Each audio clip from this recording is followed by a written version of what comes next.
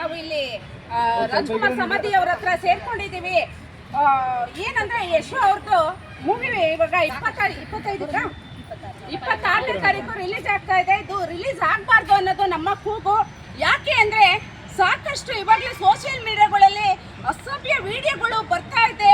ಅದನ್ನೆಲ್ಲ ನೋಡಿ ಸಾಕಷ್ಟು ಸಣ್ಣ ಸಣ್ಣ ಮಕ್ಕಳನ್ನ, ವರ್ಷದ ಮಗು, 6 ತಿಂಗಳ ಮಗು, 6 ವರ್ಷದ ಮಕ್ಕಳನ್ನ ಬಿಡ್ತಾ ಇಲ್ಲ, ಹಿಂಗೆಲ್ಲ ಅತ್ಯಾಚಾರಕ್ಕೆ ಒಳಗಾಗ್ತಾ ಇದ್ದಾರೆ. ಎಲ್ಲ ಒಂಥರ ತುಂಬಾ ಬೇಜಾರಾಗ್ತಾ ಇದೆ. ಅದಕ್ಕೆ ತಕ್ಕಂತೆ ಯಶು ಅವರೇ ನಿಮ್ಗೆ ಬುದ್ಧಿನೇ ಇಲ್ಲ ಅಂತ ಹೇಳ್ತೀನಿ. ಇಂಥ ಮೂವಿಯನ್ನ ಒಪ್ಕೊಂಡಿರೋದಕ್ಕೆ, ಈ ತರ ಒಂದು ಮೂವಿಯನ್ನ ಒಪ್ಕೊಂಡಿರೋದಕ್ಕೆ ನಿಮಗೆ ಬುದ್ಧಿ ಇಲ್ಲ. ಕರ್ನಾಟಕ ಜನತೆಗೆ ನೀವು ಏನ್ ಮೆಸೇಜ್ ಕೊಡ್ತಾ ಇದ್ದೀರಾ? ಯೂತ್ಗಾಗ್ಲಿ ಮತ್ತೆ ಒಂದು ವಯಸ್ಸಾದವ್ರಿಗಾಗ್ಲಿ ಮೂವಿಗಳನ್ನ ನೋಡೋದಕ್ಕೆ ಬಂದು ಒಂದು ಖುಷಿಯಿಂದ ಬಂದು ಥಿಯೇಟರ್ ಅಲ್ಲಿ ಕೂರ್ಬೇಕಾ ಹೊರತು ನೀವು ಅದನ್ನ ಬಿಟ್ಟು ಈ ತರ ಅಸಹ್ಯವಾದಂತ ಒಂದು ಮೂವಿಯನ್ನ ತೆಗ್ದಿದ್ದೀರಾ. ಯಾರು ಬಂದು ನಿಮ್ಮನ್ನ ಫಿಲಮ್ ಅನ್ನ ನೋಡ್ತಾರೆ?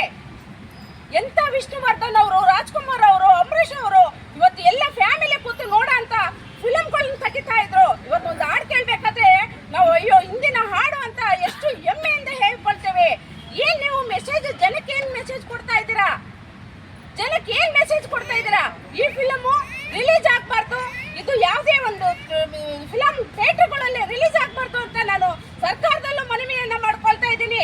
ಈ ತರ ಫಿಲಮ್ ತೆಗೆಯೋದಕ್ಕೆ ಯಾರು ಆಸ್ಪದ ಮಾಡ್ಕೊಳ್ಬಾರ್ದು. ಇದು ನಮ್ದು ಖಂಡನೀಯ. ಸರ್ಕಾರದಿಂದ ಕೊಟ್ಟಿದ್ದಾರೆ, ಆದ್ರೂ ಇದನ್ನ ಯಾರು ಗಮನ ತಗೊಂಡಿಲ್ಲ. ಸರ್ಕಾರಕ್ಕೆ ಸಂಬಂಧಪಟ್ಟ ವಿಷಯ ಆಗುತ್ತೆ. ಹಂಗಾರೆ ಅವ್ರದ್ದು ಒಂದು ಸರ್ಟಿಫಿಕೇಟ್ ಬೆಲೆನೇ ಇಲ್ಲ ಅಂತ ಯೋಚನೆ ಮಾಡಬೇಕಾಗುತ್ತೆ.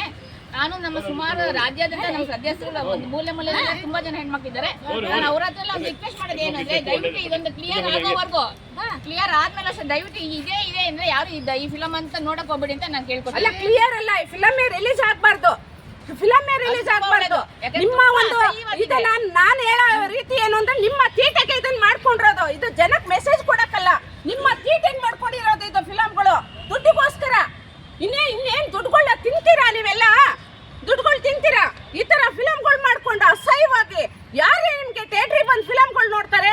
ಯಾವುದೇ ಕಾರಣಕ್ಕೂ ಥಿಯೇಟ್ರಲ್ಲಿ ಫಿಲಮ್ ರಿಲೀಸ್ ಆಗ್ಬಾರ್ದು ಅಂತ ನಮ್ಮ ಕೂಗು ಅಂತ ಹೇಳ್ತೇನೆ ನಾನು.